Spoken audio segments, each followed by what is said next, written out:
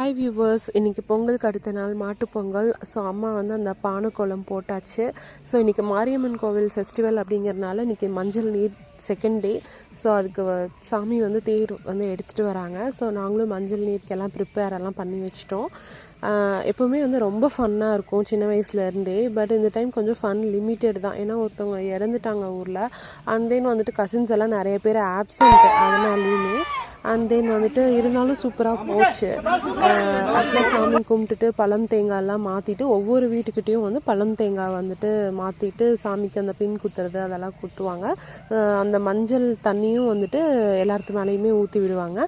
சாமி வந்துட்டு போனதுக்கு அப்புறமேட்டுக்கு நாங்கள் கசின்ஸும் அதெல்லாம் பயங்கரமாக ஊற்றிட்டு விளையாடுவோம்.